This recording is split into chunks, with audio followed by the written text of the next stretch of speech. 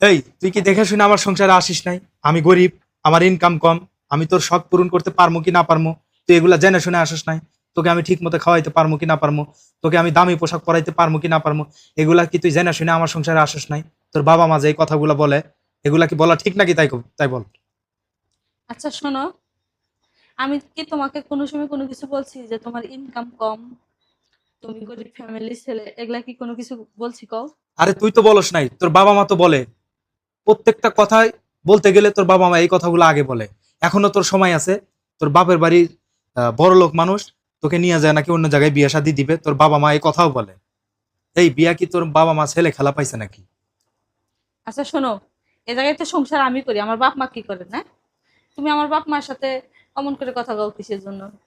আমার বাপ মা যেমন তাই বলুক গে, সেটা তো আমার যায় আসে না। আর আমি ঠিক আছে কিনা সেটা দেখো তুমি। তুমি তো 2 দিন পরে তোমার বাবা মার কথাই শুনে আমার সংসার ছেড়ে চলে যাবে। শোনো, গরিব মানুষ বলে কি মানুষ না না? আমার বাপের বাড়ি যতই অর্থ সম্পদ থাকুক না কেন, সেটা কিন্তু আমার হইব না, বুঝছো? আর ভালো মন্দ খাইলে আর ভালো ভালো দামি পোশাক পরলে সুখে থাকা যায়, এটা তোমাকে কেটা কইছে কও? তোমার বাবা মাই তো বলে। শোনো, আমার বাবা মা তো আর সংসার করে না, আমি সংসার করি। আমি যে সুখে আছি এটাই আমি জানি, বুঝছো? কিভাবে তুমি সুখে আছো? তোমাকে তো আমি ঠিক মতো খাওয়াইতেই পারি না, তোমাকে দামি পোশাক পরাইতে পারি না, তুমি কিভাবে সুখে আছো? তোমার বাবা মা নাকি তোমাকে মাসে 6টা 7টা করে দামি দামি পোশাক কিনে দিছে, আমি নাকি দিতে পারি না, এগুলো কথা বলে তোমার বাবা মা। তুমি এইভাবে কি থাকতে পারবা আমার সংসারে? তুমি কি মেনে নিতে পারবা? আমি তো মাইনে নিছি।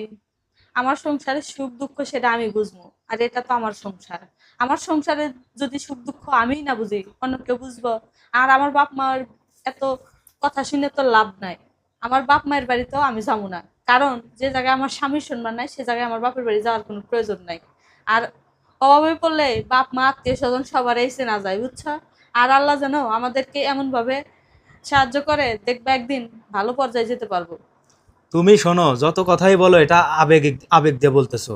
তুমি 2 দিন পরে তোমার বাবা মার কথা শুনে ঠিকই আমার সংসার ছেড়ে তুমি বাপের বাড়িতে চলে যাবে, কারণ বাপের বাড়িতে তুমি থাকছো রাজরানীর মতো, আর আমার বাড়িতে আসছো গরিব ফ্যামিলিতে। তুমি এই কথাটা আবেগে বলতেছো, বুঝে শুনে বইলো।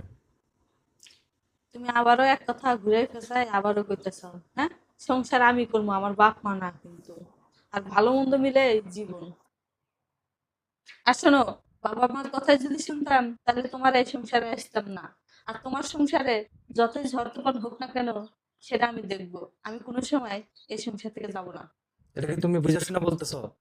হ্যাঁ, না বুঝে কি কেউ কথা কয়? তাহলে তোমার বাবা মা এই কথাগুলো বললে কখনো চলে চলে যাবে না তো? আমার বাবা মার সাথে দরকার হয় সম্পর্কই রাখো না। সত্যি বলতেছো? হ্যাঁ, তুমি কি সারা জীবন আমার পাশে থাকবা? কারণ একজন মেয়ে, ঠিক আছে, 18 বছর পরে একমাত্র আপন হয় তার স্বামী, আর কেউ না। তুমি কি আমার পাশে সারা জীবন থাকবা? হ্যাঁ, তুমি যদি আমার পাশে সারা জীবন হেল্প করো, সাপোর্ট করো, তাহলে আমি অনেক দূর আগে যেতে পারবো। থাকবা তো? অবশ্যই থাকবো। তোমার বাবা আমার কথা শুনবে না তো? না। ঠিক আছে।